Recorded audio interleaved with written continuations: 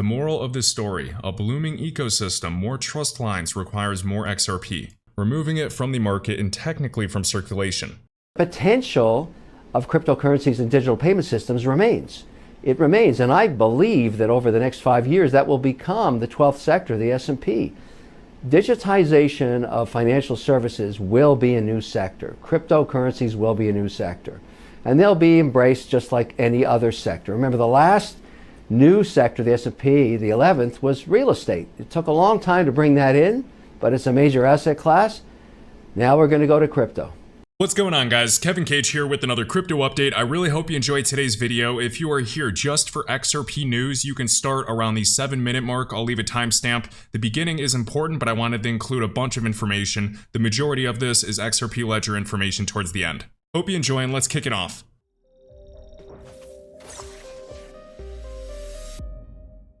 Alright, first up, we have this clip shared by Good Morning Crypto of Kevin O'Leary, Mr. Wonderful. Whether or not you love or hate the guy, what he's saying, I believe, is going to be true. So everybody should know Kevin O'Leary from Shark Tank. I've seen almost every single episode besides the recent seasons, and years ago, 2017, maybe even 2018, he was anti-crypto, called Bitcoin a joke, crypto a joke, until he fully understood it. Now he understands AVAX, Matic, Hedera. He talks about a Hedera a good amount of times because he understands there's value in the protocol.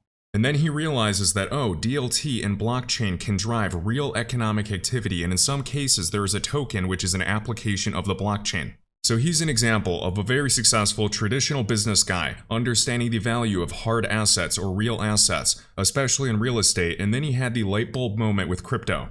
So what he's saying here should be no surprise to people already in Web3 that crypto is going to be the 12th sector of the S&P. Just like in the early Web 2 days, a lot of people didn't see value of Amazon, Netflix, some of these early platforms and websites. And just like he emphasized, real estate became a major sector. It's a major asset class valued at over 100 trillion. The global equities market or the stock market is over 100 trillion, just like bonds. And all of these assets and other asset classes are going to be tokenized. It's not going to be the same, but there's going to be rhymes. Just like when MySpace or Facebook came out, some survive, some don't, but then some become absolute giants. And just like Meta Parlikar has pointed out, the convergence of different technologies. So right now today, it is not just blockchain, it's AI, it's supply chain, it's Internet of Things, it's just overall global connectivity, digitization. All of this is connecting and becoming something much bigger. We could draw a similar analogy thinking about the rise of social media and Facebook and its impact on e-commerce. So everybody on Facebook connecting with family, friends, old people from high school, and there's data being collected, pictures are being shared. There's tons of data for these companies to use to optimize their sales as well, whether we like it or not. I know this has led to a lot of regulatory challenges as well.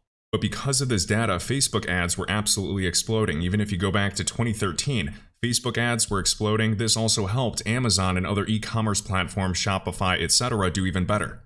It helped for targeted marketing, and online shopping and e-commerce exploded. And just like cloud back in the day, it was a cost savings play. What's different about blockchain is it's not just cost savings, it's even more radical. It can actually generate revenue.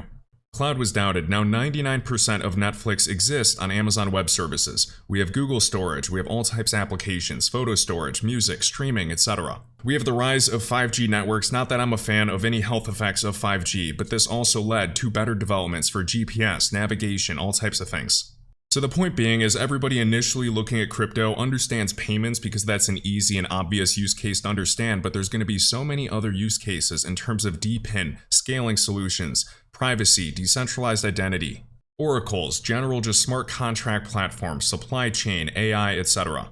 We're already in the phase where massive fund managers valued in the billions of dollars are looking at use cases or tokenizing assets, and other enterprises are still in the phase of exploring use cases and generating revenue. We have Greg right here sharing the Bank for International Settlements, the central bank of all central banks, has launched Project Agora, uniting 7 central banks for the first time ever. And previously, BIS projects have included 1, 2, or 3 central banks. This time it is 7, representing all major international currencies: Bank of Japan, Korea, Mexico, France, England, the Swiss National Bank, and the Federal Reserve Bank of New York. I'm going to play this quick clip. Hopefully there's no copyright strike. Agora is the most ambitious project launched by the BIS Innovation Hub so far.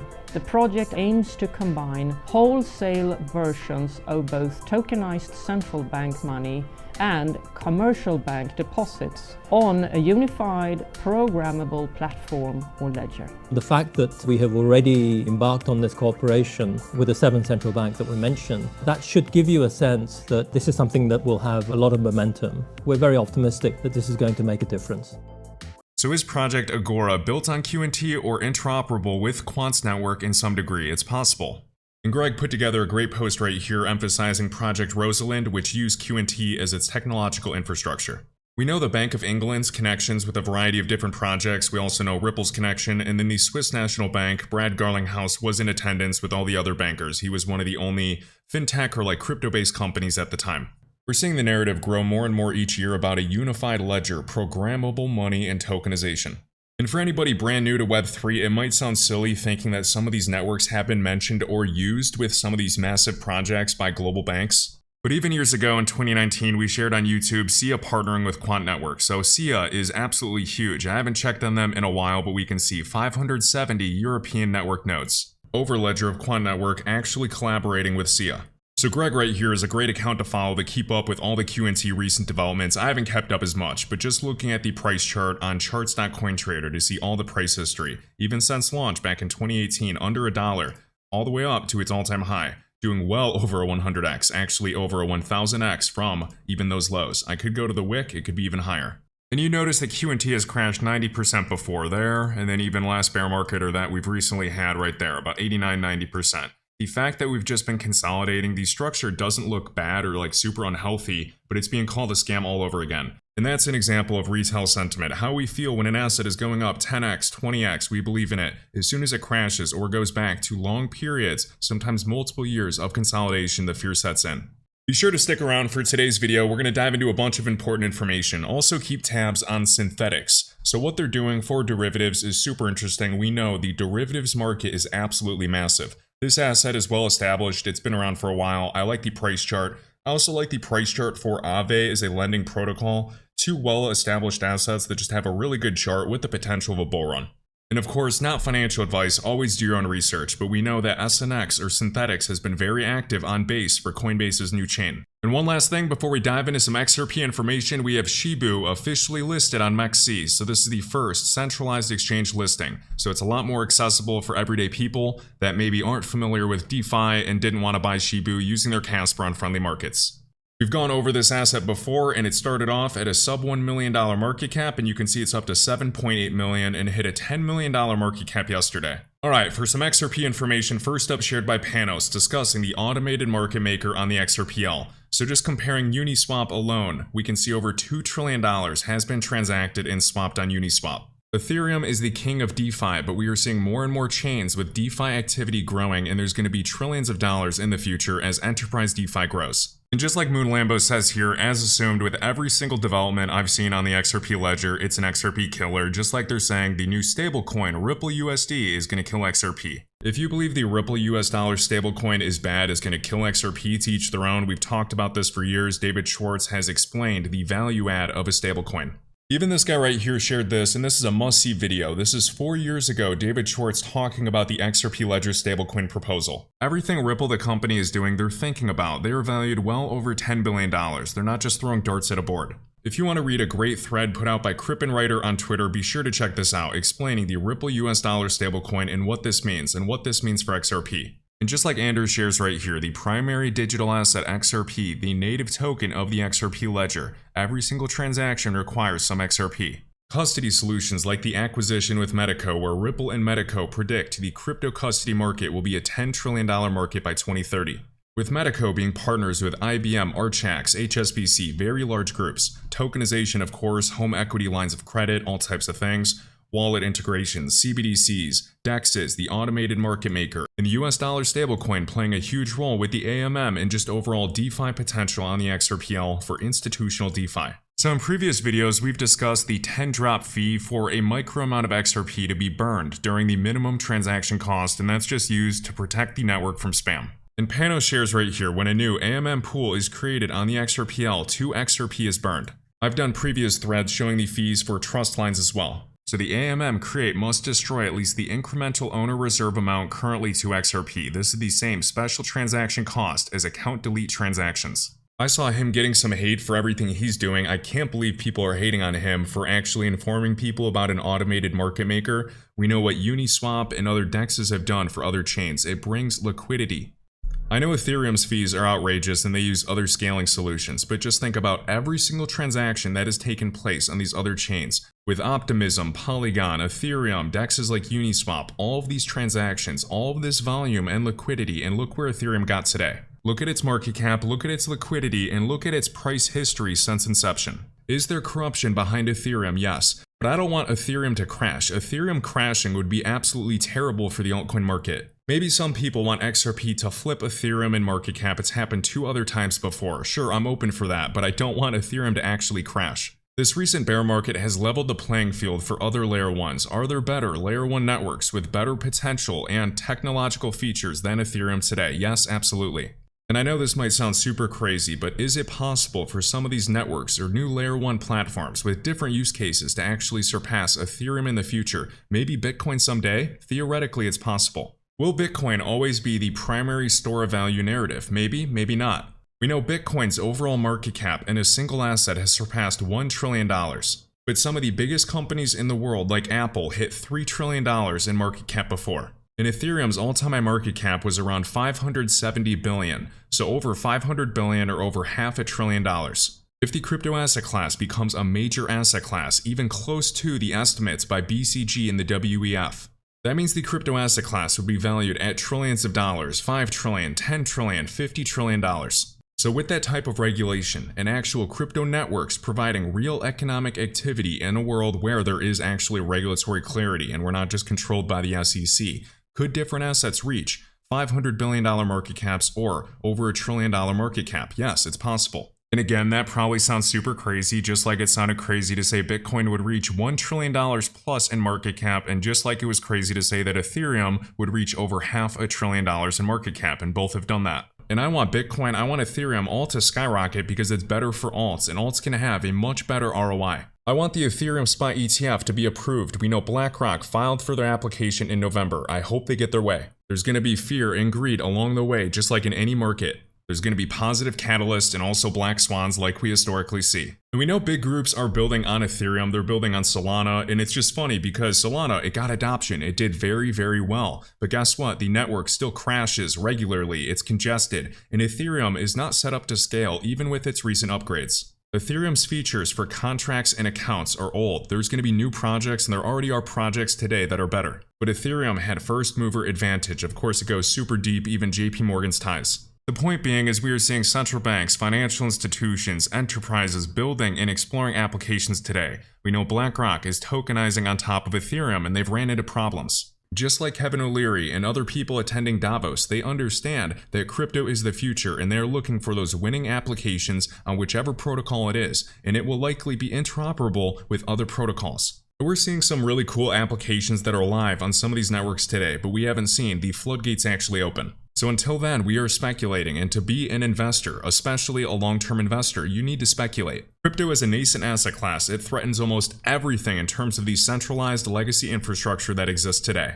There's very little regulatory clarity, but what we're seeing is regulatory bodies are moving forward. Maybe the US is being very, very slow and stubborn, but we're seeing this with the MiCA or the MiCA regulation in the European Union. We're seeing a variety of jurisdictions throughout Asia, throughout the UAE, taking this seriously, even the UK. Next up, shared by Crypto Eddie, so we have SBI VC Trade broadcasting this ad in over 9,000 Family Mart stores nationwide, which directly compete with the 21,000 7-Eleven stores across Japan, highlighting Bitcoin, Ethereum, and XRP. We have Paris Blockchain Week taking place tomorrow, so the XRP Ledger community is going to be active here, along with Ripple CEO Brad Garlinghouse taking the main stage. We have Marcus, SVP over at Ripple, diving into DeFi. We also have an XRP Ledger sponsored hackathon taking place at Paris Blockchain Week, diving into building on the XRP Ledger mainnet, deploying to EVM sidechain and bridging. So if anybody's attending, they're going to have an XRPL booth, and I'm hoping to see some good recordings. I have a few more things that are super important to share going over XRP. This video might be a little long, but huge thanks to all that watched this. So we have this gentleman, Paolo, highlighting XRP. This guy is very intelligent. This isn't somebody that doesn't know networks. He is a professor at UCL right here, University College London.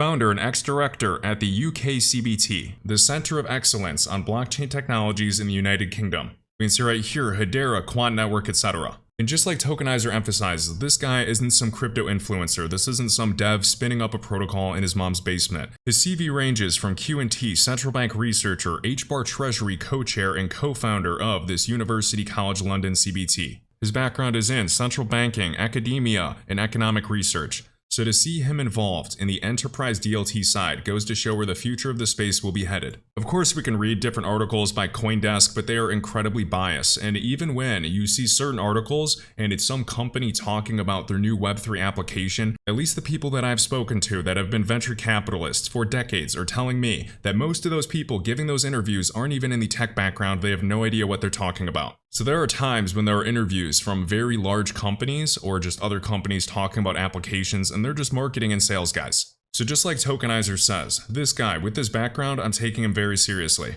He's retweeting a lot of these garbage articles that are put out, and they only reinforce how vital education remains in the deep tech space, informing people about XRP and the XRP ledger. It has been adopted by over 300 financial institutions across 40 countries, showcasing tangible progress towards improving cross-border payments. The market valuation in the crypto space often reflects speculative future potential rather than current utility alone. XRP value partly stems from its potential to facilitate efficient global transactions, a vision still in progress.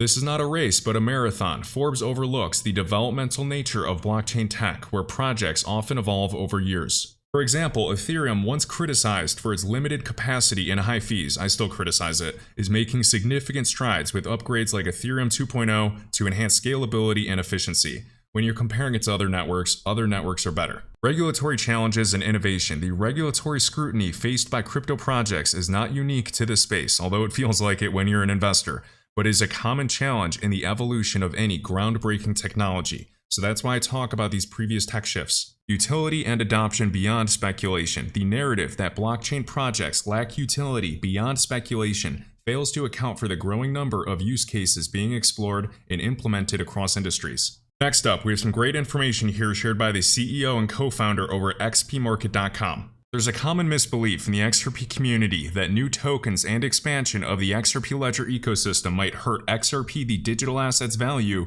by draining the liquidity out of it. I don't agree with that. I believe that the development of XRPL's ecosystem will have a direct positive impact. Let me explain. There are over 5 million wallets on the XRP ledger, each needing 10 XRP to start. That's 50 million XRP not being used anymore. More wallets need more XRP, and that XRP won't be used. That's actually for the individual account. So the more accounts there are on the XRPL, the better. Now trust lines, with almost 7.4 million trust lines, each hoarding a modest 2 XRP instead of 10. That's just a tiny fraction of 14.8 million XRP playing hard to get. And the all-time high was a measly 21 million XRP locked away. The moral of this story, a blooming ecosystem, more trust lines requires more XRP, removing it from the market and technically from circulation. Number 3, trading on the DEX. Every limit order needs 2 XRP to be set aside, so more trading the better.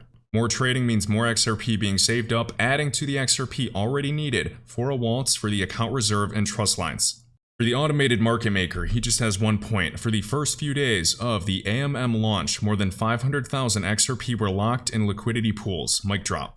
So of course we can assume the future if there are tons of liquidity pools and more liquidity and more trading brought to the XRPL. And a similar thing for NFTs on the XRP ledger. The ledger keeps up to 32 in one place to save space. If there are more slots needed, more XRP is needed, as we can see. 2 extra XRP for an extra 32 slots. So I think this is a great post and some really good information. We know Ripple's partner SCB in Thailand, the Siam Commercial Bank. This is an older video, but just highlighting for cross-border payments, 1-minute processing time, 80,000 monthly transactions, and $400 million P2P remittance settlement. And we'll finish up with this, RippleX sharing, transforming Brazilian payments. Brazil is one of the BRICS nations. We already know that Ripple is working throughout Brazil and has met even a couple years ago privately with the Central Bank of Brazil. Here we have BRLA Digital, a leading fintech in the Brazilian market, revolutionizing cross-border payments and crypto infrastructure with its innovative solutions. At the heart of their ecosystem lies the BRLA token, a stablecoin pegged to the Brazilian real. The stablecoin offers businesses a reliable avenue for both domestic and international payments. The team has been exploring and testing the XRP ledger extensively for payment processing.